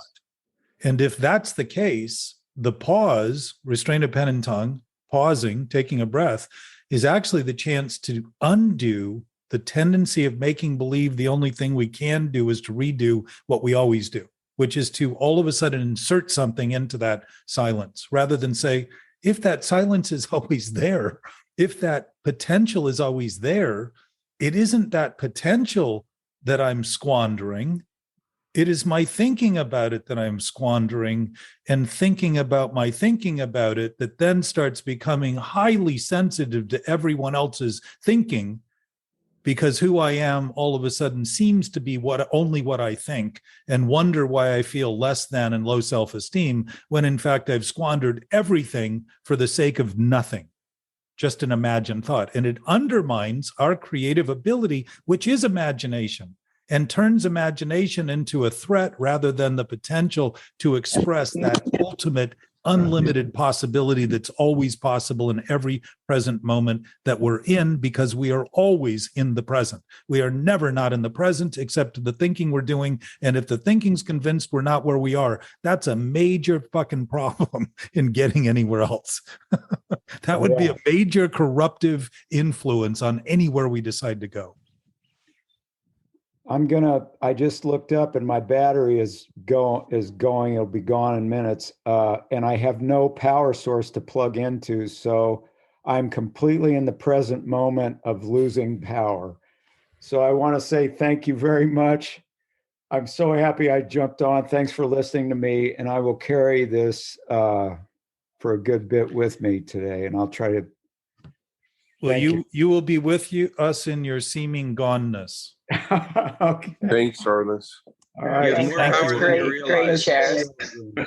Thank you, Arliss. It was great to see you. Now we have two people on this meeting that make my head swim. You think? Who are they? Well, I better say Anthony because he's sensitive. Yes, I was hoping for that. Here you go, buddy.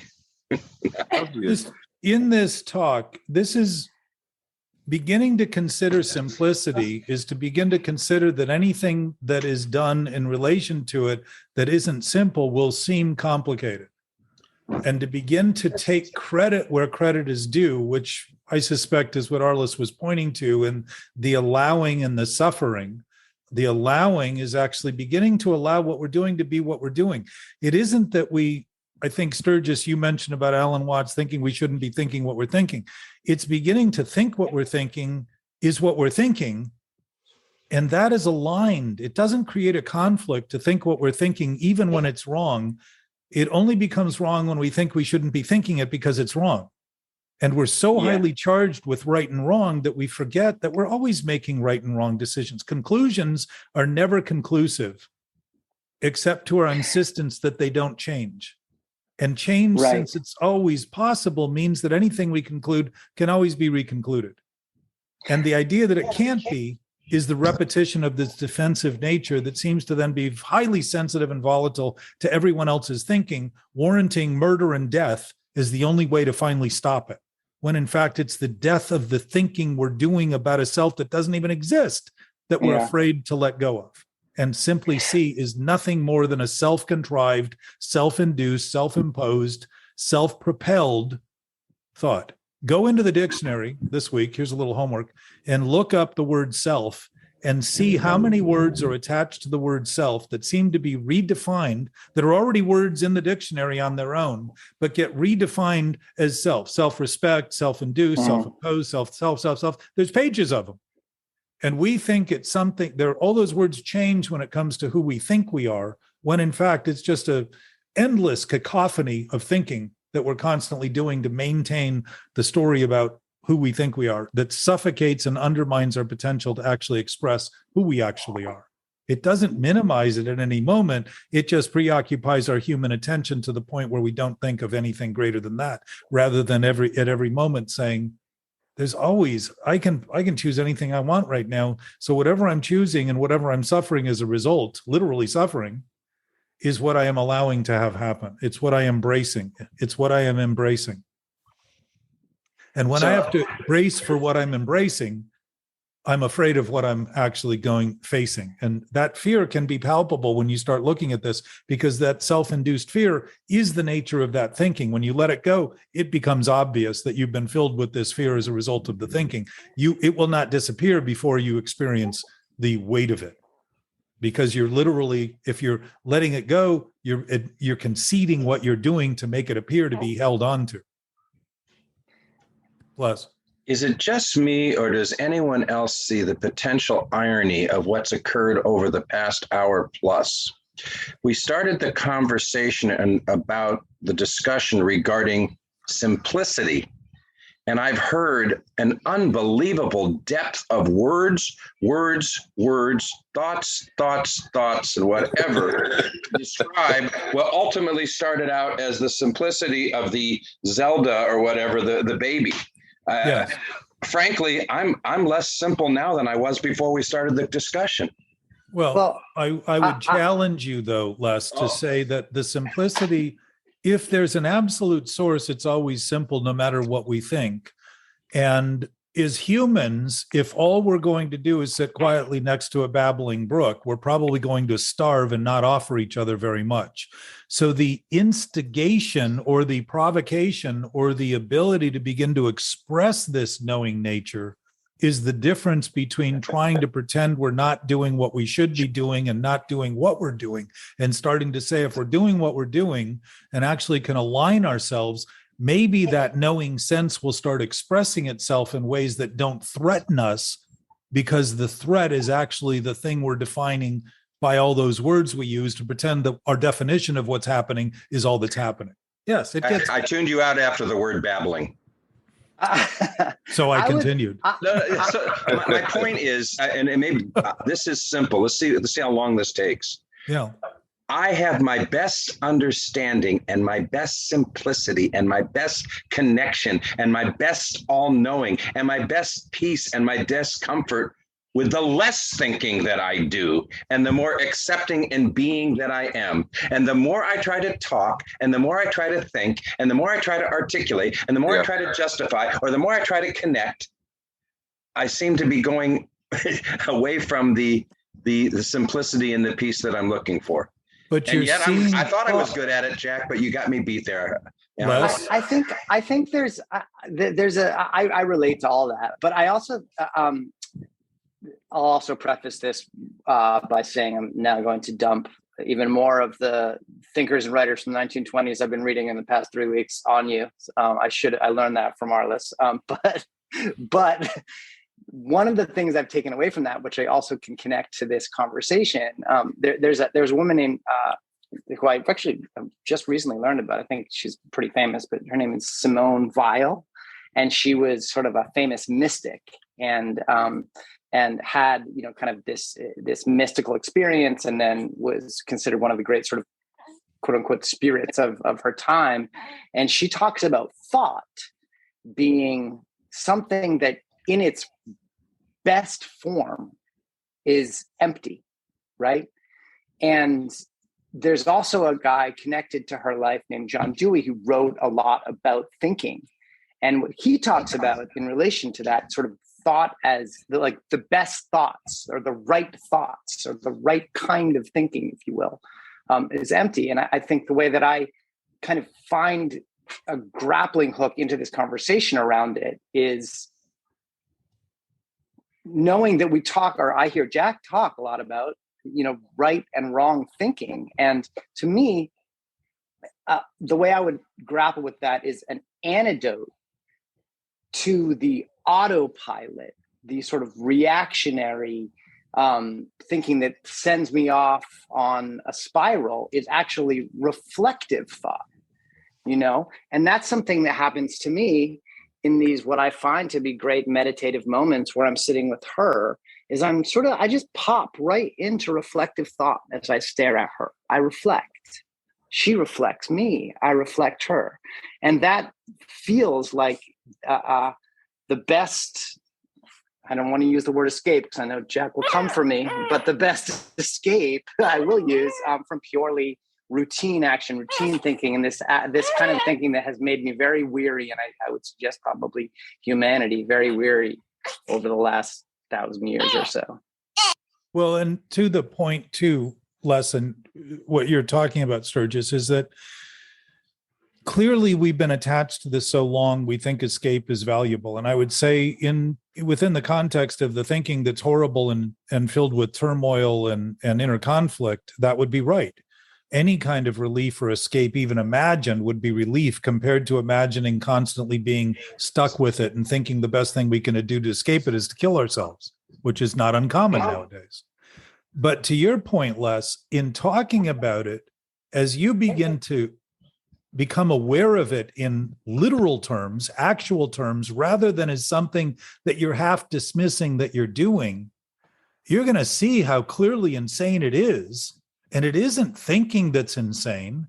It's thinking in conflict with our thinking that's insane. It's thinking that what we're doing can be overridden by thinking we shouldn't be doing what we're doing that's insane. It's not right and wrong ideas. Yes. It's a right idea that we think is wrong and a wrong idea that we think is right that puts us into turmoil. So we can have any of those thoughts in any way they come along and choose to fight them by making believe they're not what we're doing or should be doing, or we should be doing something other than what we're doing, which actually strips us of the potential to change them in any meaningful way, because we end up getting stuck in a loop of repeating them in every way that has no meaning other than the destructive nature of the impact that we suffer. That anxiety and stress and that repetition of behaviors that we keep saying, why do I keep doing this? Why do I always meet people that seem to have this problem or do this to me? It's not an accident. It's not a coincidence. It's actually a coincidence, if the word's used properly, to the immediacy of our manifestation, to give us that reflective mirror that you're talking about, Sturgis, that's always there. We just generally don't like what we see. And being that we think who we are is what we think, that is a reflection of who we actually are. So when a reflection looks at a reflection, what's it's going to see but something it doesn't even want to be?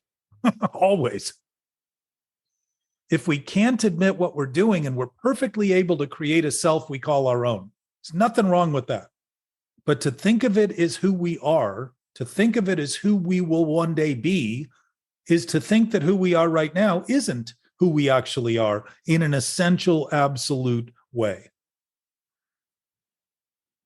And that bridge doesn't come from thought, except to allow thought to consider that what exists regardless of thought.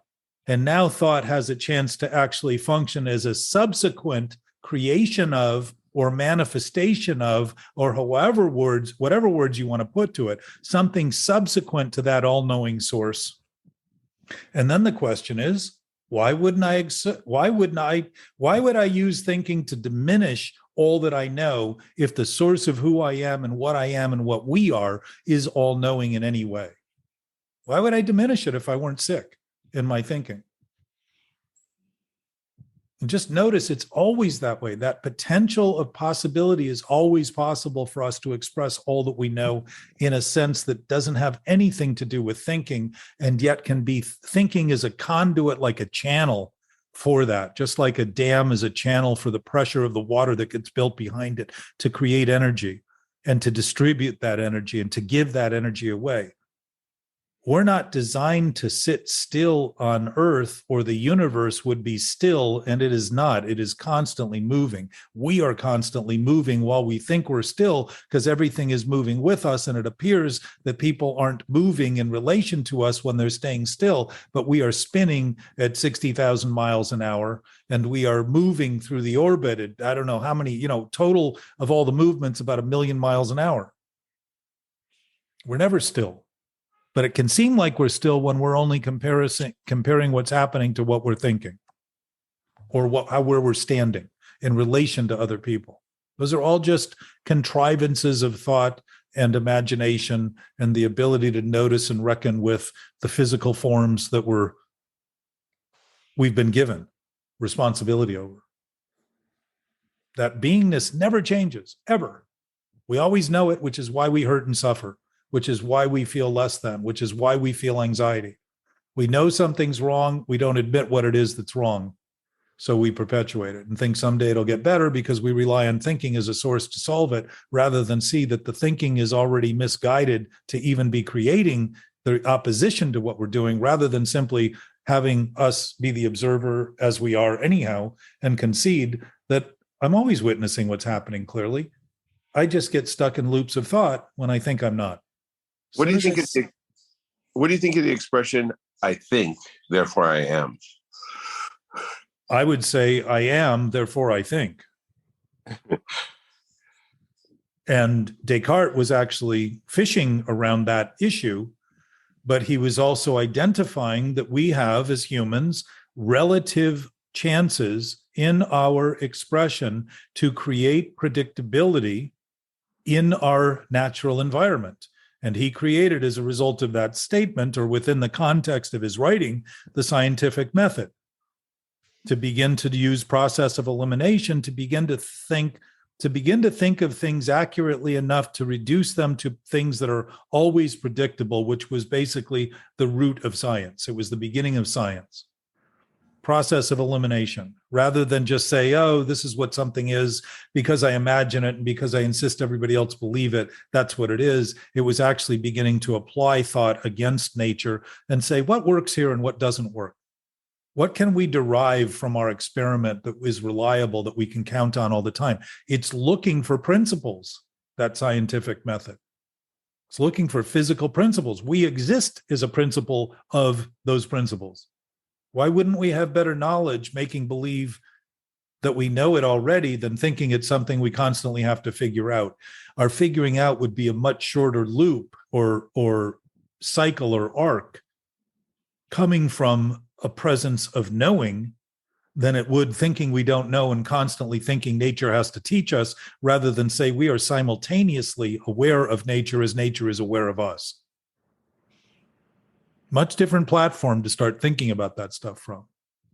So that may be a good segue to next week and to start looking at this, because our conversation is not about trying to escape the inevitabilities of our human experience, but begin to experience what we're creating and begin to recognize that there are choices that we're making that cause those things. And those are choices that we can make better or worse by how we think about the things we think. And start to notice that if we have a knowing sense, that is ultimately what we are designed or manifest to express, is that knowingness. And why? Because it's abundant, it would be thoughtful, and it would be generous, and it would be supportive, the same way nature is to us. Everything that we have ever made and everything we have ever imagined owning, if it were possible, came from this planet. Nowhere else. It's been a resource converted into something that we decided we wanted to make and as a result have. If that's the fact, there's no scarcity to this except planet. for moon rocks. Well, that is something that was brought in, but we haven't turned them into anything. We just have them on Earth. You're right. But there's also comets that have crashed and created, issues and all that kind of stuff. But in general, nature has provided us everything that we have and continue to have. And yet we've abused it and we've diminished it and we've poisoned it and corrupted it as an expression of the same corrupt, poisonous thinking that we're doing. It's not a coincidence, and it's not something we shouldn't do. If we're thinking those things, that's exactly what we're going to do, regardless of the judgment. It's been exactly a reflection of the thinking that we're doing. To overlook the thinking as the impetus to those actions is to continue to cause those actions in the name of thinking we have nothing to do with it, and somehow God will take care of it, or some other source will come down and just fix it all for us, while we've been given everything and entrusted with everything, and we're the abusers of it. We could start there and then see that the wonder of what we keep waiting for God or some other supernatural being to give us is what we've always had but squandered and didn't want to concede we've always had it, because we've done a poor job of really sustaining it, managing it.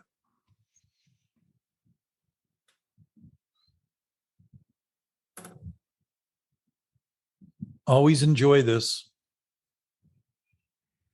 You could almost start this meeting by saying, okay, everything's very simple and basic. Who's complicated it all today? Who's made something out of something very simple? Well, I'm going to re-listen to this, Anthony. It seems to me that's exactly where we started. Yeah. If the absolute nature of existence is absolute, it's simple. It's absolute. It doesn't change. It doesn't flux. It doesn't come and go. Isn't more or less. It isn't all of the things we struggle with. And our struggles are only largely compounded by the ideas that we shouldn't be doing what we're doing, rather than start doing what we're doing and start allowing wrong to be wrong and align ourselves around that. And my suspicion is that we will do a lot better, a lot more productively, and have much more to offer each other in doing that, because we won't be threatened by things that have no other threat than the positions we've taken against them.